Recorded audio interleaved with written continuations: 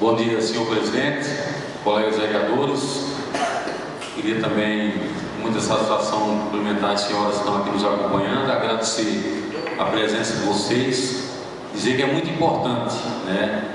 O vereador, ele tem um papel para desempenhar que é fundamental, e a participação da população na sessão, ele termina potencializando, né? Dando mais força para o trabalho do vereador. Eu queria também agradecer os servidores da casa que estão nos acompanhando. Eu vou tentar ser breve, presidente, mas eu preciso levantar alguns questionamentos, além também de complementar o que o vereador Júnior falou com relação à nossa ida a Brasília, né? Porque é muito interessante essa questão do vereador viajar. Muitas vezes tem pessoas que não entendem bem isso, mas só para que vocês entendam, tem um ditado popular que é muito válido nessa situação. É aquele ditado que quem não é visto não é lembrado. Então o Mato Grosso tem 141 municípios. E a maioria dos municípios dependem de recursos ou do governo do estado ou do governo federal para desenvolver algumas ações. Até porque o recurso próprio hoje ele está muito limitado e não sobra praticamente nada para investimento. Então a prefeitura, para investir, ela depende de recursos ou do governo do estado ou do governo federal. Nós sabemos que nos últimos anos, não sei porquê, mas nos últimos anos os governos do estado do Mato Grosso só têm feito choradeira. Cada governo que assume chora mais que o que passou. Não dá para entender, porque é um estado rico onde se produz muito e não dá para entender porque é que tem tanta choradeira. Mas infelizmente de recursos do governo do estado a gente está muito limitado. Então resta os recursos federais. Então o que é que eu digo que é muito importante o vereador ir a Brasília, bater na porta do deputado, bater na porta do senador? Porque são 141 municípios. O Mato Grosso tem 8 deputados federais e 3 senadores. Então imagina vocês, se o vereador de Ipiranga não for insistentemente em Brasília, para onde é que eles vão mandar os recursos? Para aquelas cidades que está lá todo dia o prefeito e os vereadores cobrando.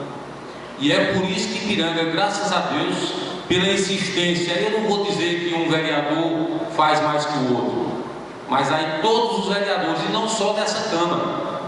Eu já fui vereador também no passado, e da mesma forma a gente sempre corria. Então Ipiranga é uma cidade que, embora muitas vezes a gente seja criticado pela população, mas que o vereador ele cumpre o seu papel e ele tem trazido os resultados, né? E esses resultados eles só acontecem se o vereador for lá bater na porta, né? Outra coisa que muitas vezes as pessoas confundem, né? Qual é o papel principal do vereador? O vereador tem três questões que é realmente o papel dele. A primeira é legislar. E o que é legislar? É votar os projetos que vêm para casa. Então esse papel a gente cumpre com muito cuidado. Muitas vezes as pessoas dizem: mas por que é que Ipiranga aprova praticamente todos os projetos que vêm? Ora, se os projetos que vêm para essa casa são projetos importantes que vão beneficiar a população, como é que a gente vai ser contra?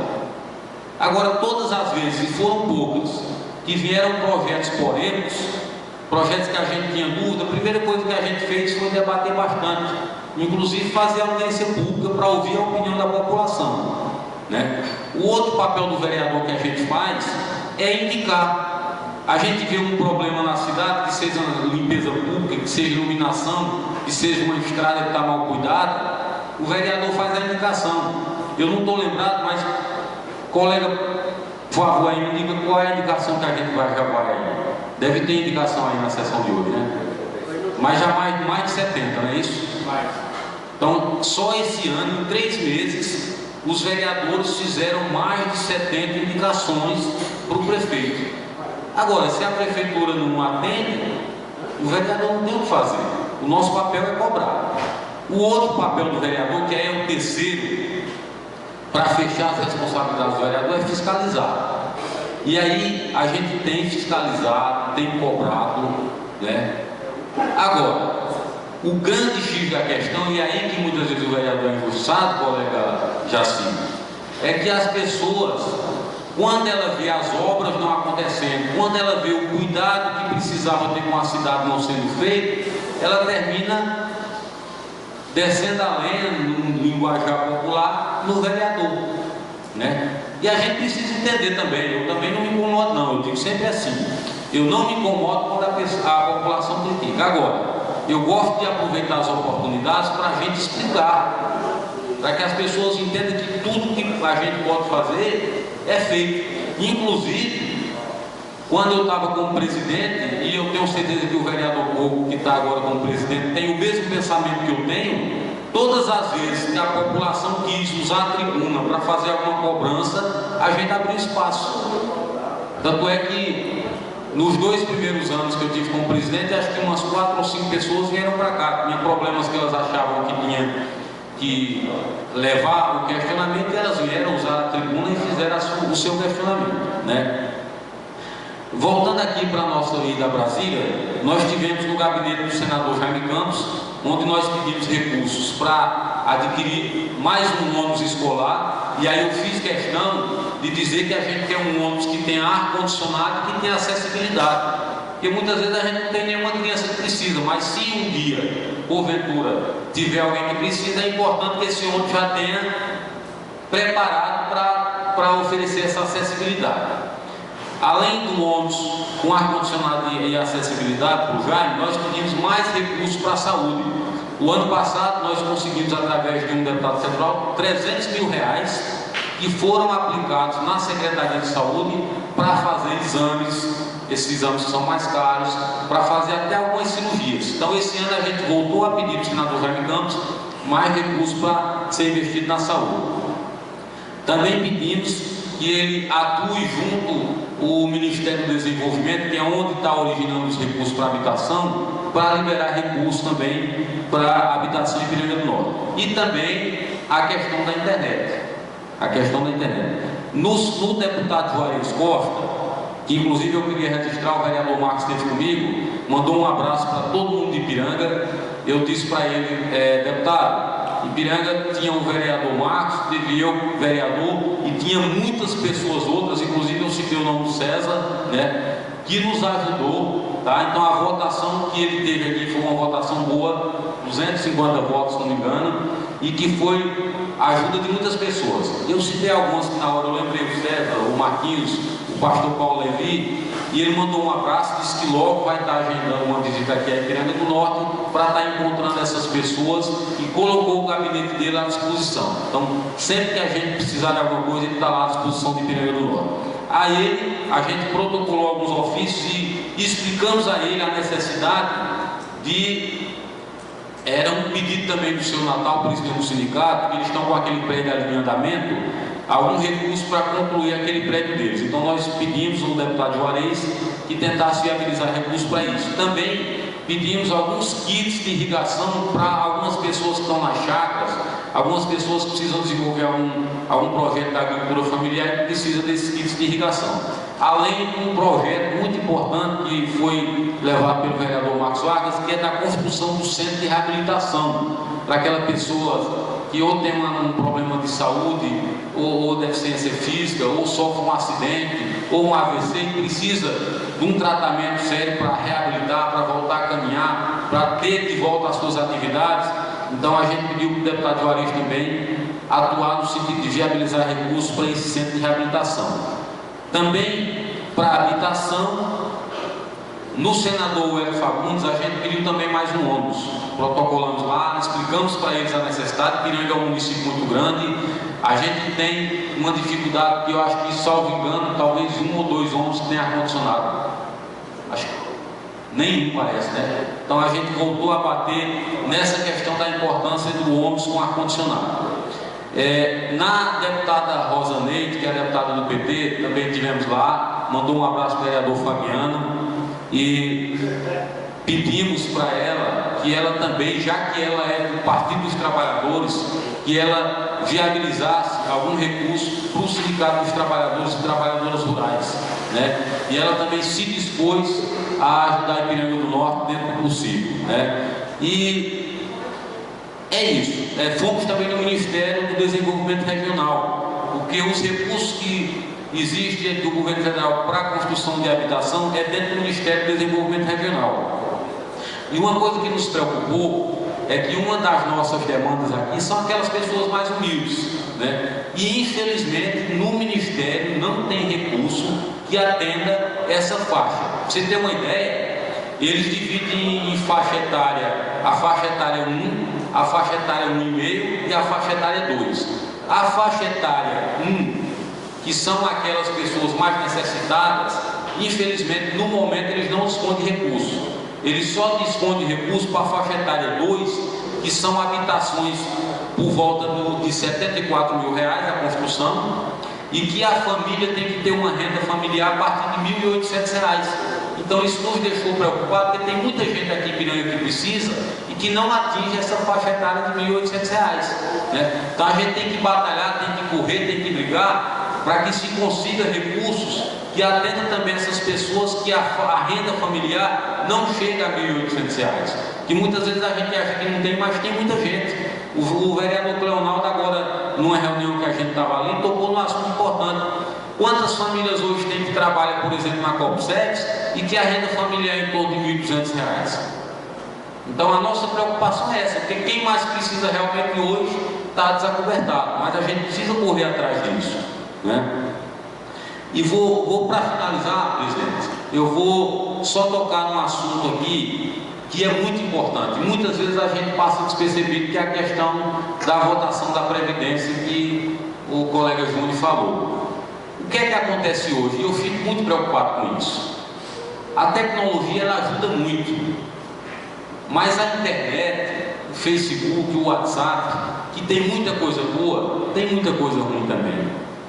E existe, eu não sei porque o ser humano tem essa capacidade. Tem pessoas que vivem jogando coisa mentirosa na internet. E muitas vezes a gente termina acreditando em tanta mentira que sai lá. Então assim, a princípio, se você analisar, muita gente hoje diz, não, eu sou favorável à reforma da Previdência do jeito que está. Não é que não precisa de reforma, que precisa. Tem que se fazer uma reforma na Previdência. Mas a gente tem que ter cuidado de avaliar qual é a proposta que está sendo colocada. E essa proposta que está sendo colocada, infelizmente, ela é muito maldosa para as pessoas mais pobres. Porque o carro-chefe dessa proposta é o sistema de capitalização. E eles escondem isso. E o que é o sistema de capitalização? Porque hoje a aposentadoria ela é paga com dinheiro que todo mundo que está na ativa contribui.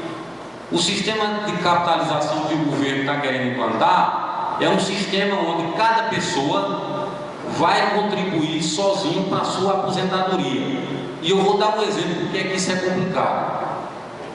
Para mim, não é um problema, porque graças a Deus, por as oportunidades que eu tive de estudar, de fazer um curso superior, de passar no concurso, de ter uma renda um pouquinho melhor, que não dá para enricar, mas dá para a gente viver, graças a Deus, eu sei que eu consigo contribuir para ter um valor interessante.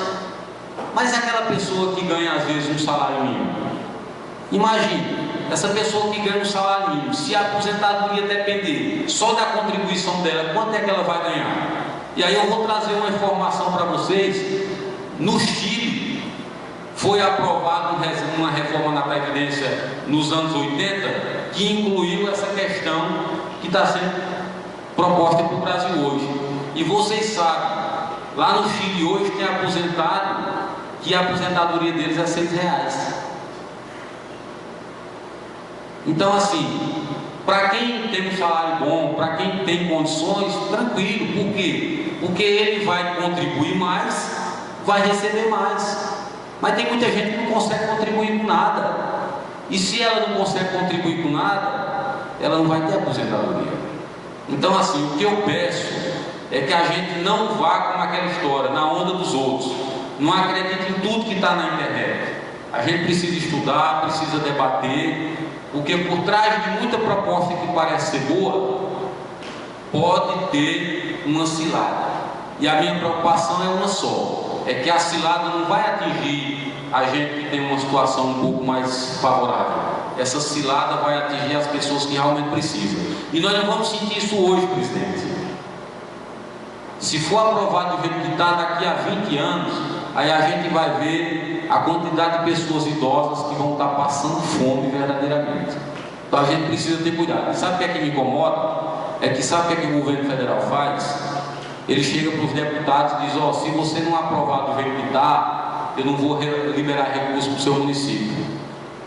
O próprio governo do estado está sendo chantageado, porque tem o FEX, que é aquele recurso que liberam para o estado, e o próprio Mauro Mendes já deu uma entrevista dizendo que o Bolsonaro disse que não vai liberar o FEX para o Mato Grosso se todos os deputados federais não aprovarem a Previdência do jeito que está. Aí eu pergunto, uma pressão dessa, será que é porque vem coisa boa para o pobre? Tá? Então assim, eu quero deixar claro que eu não sou contra reformar a Previdência, tem que reformar.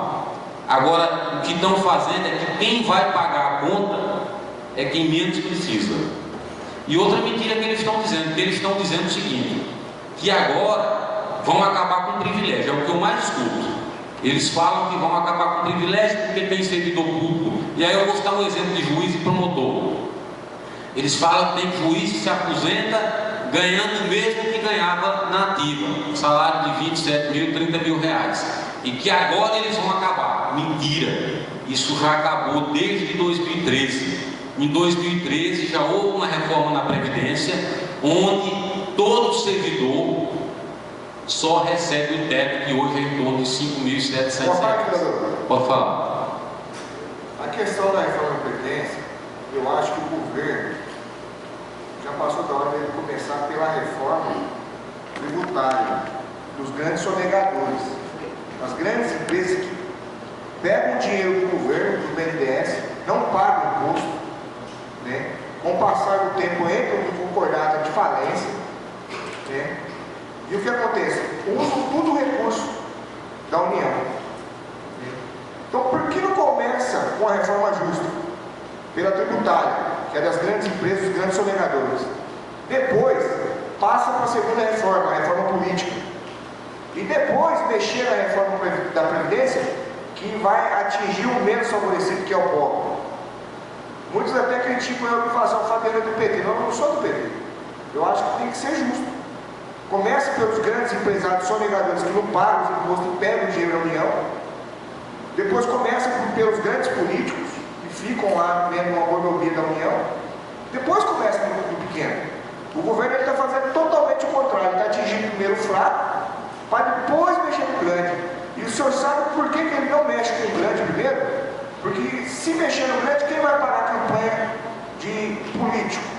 As grandes empresas, Odebrecht, que financia a campanha de deputado. Quem vai pagar a campanha de deputado? Por isso que eles não mexem com o grande. Preferem sempre atingir o pequeno. Então eu acho que entrou o governo, trocou o governo, a salada é a mesma. Não vai mudar nada.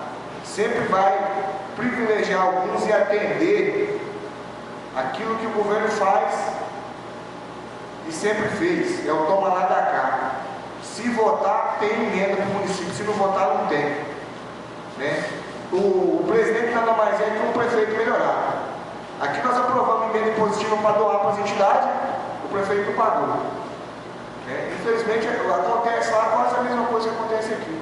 A diferença só é os poderes. Obrigado pela parte aí. Então, pessoal, era isso. Vou encerrar e agradecer a presença de todos mais uma vez. Obrigado. Ordem do dia.